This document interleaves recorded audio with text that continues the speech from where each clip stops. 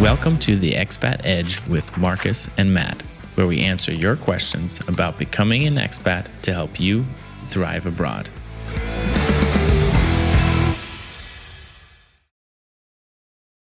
And so we've talked now a bit about employees, like if you're working for a company. But Marcus, I've got a job. You're more of like a nomad. You've got your own businesses that you run from you could theoretically anywhere in the world.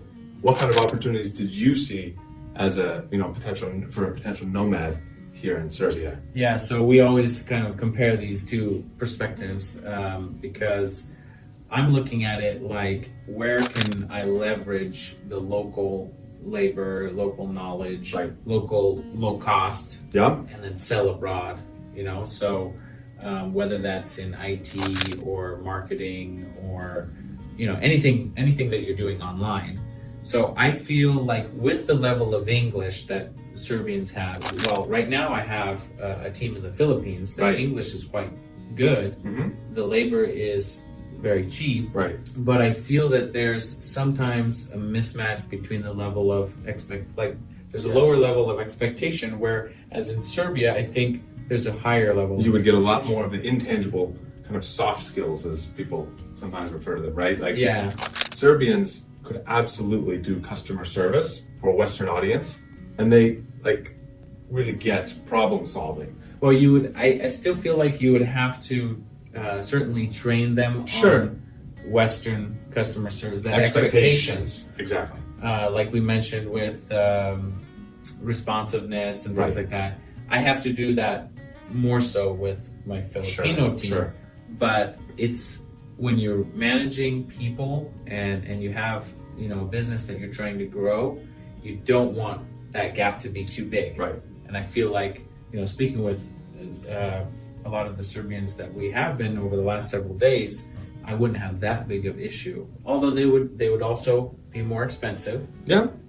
But I think that's worth consideration, because if you see eye to eye and you save time in explaining, managing, and training, then ultimately you're better off. Right.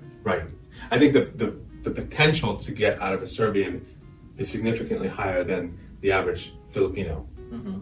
Of course, there are lots of exceptions.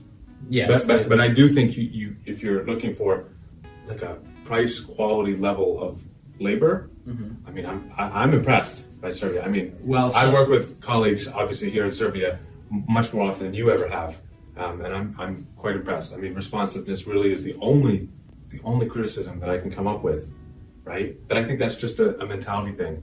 They get a request from a client, and the client is asks a question, maybe it's in depth, and they get it here in Serbia and think, okay, I don't have the answer right now. I'll gather the whole answer and then I'll send it back. Sure. But in the West, we usually typically value an immediate response. I've seen the question. I'm working on it. I'll get it back to you tomorrow, the next day, whatever. Right.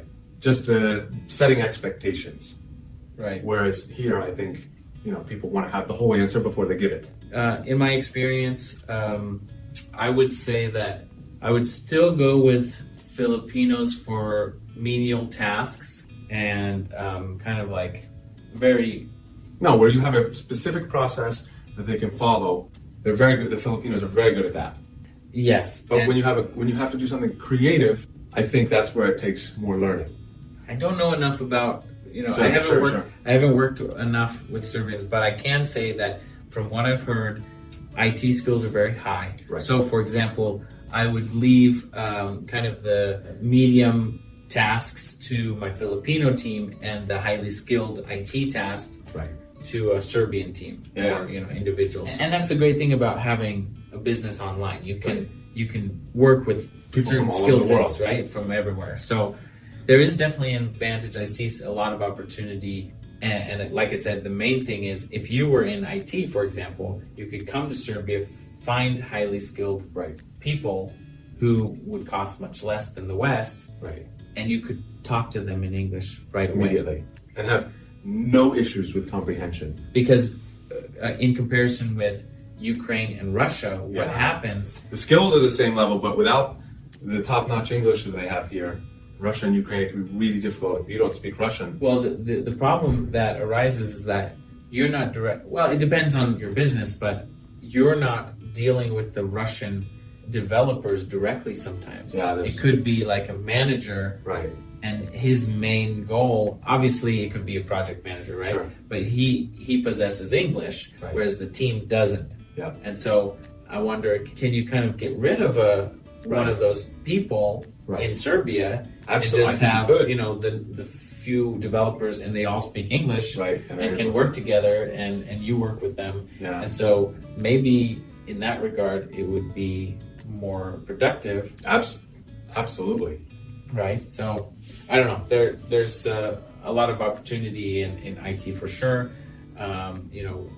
Leveraging the lower wages, and I don't quite know, a lot about the other industries like, I don't know, import, export, and things like that. But for online businesses, for solopreneurs, certainly you could come to Serbia. And even the lawyer today said you could even apply for a sole proprietorship, not having any residency already. Right. So there's multiple ways that you could set up your own thing. Right. You could even hire locally. Yeah. And take advantage of the low cost. Right. This was the Expat Edge with Matt and Marcus. We hope you enjoyed the video. Visit theexpatedge.com for even more content that will help you thrive abroad. You can submit your ideas for video topics and sign up for free at theexpatedge.com. See you there.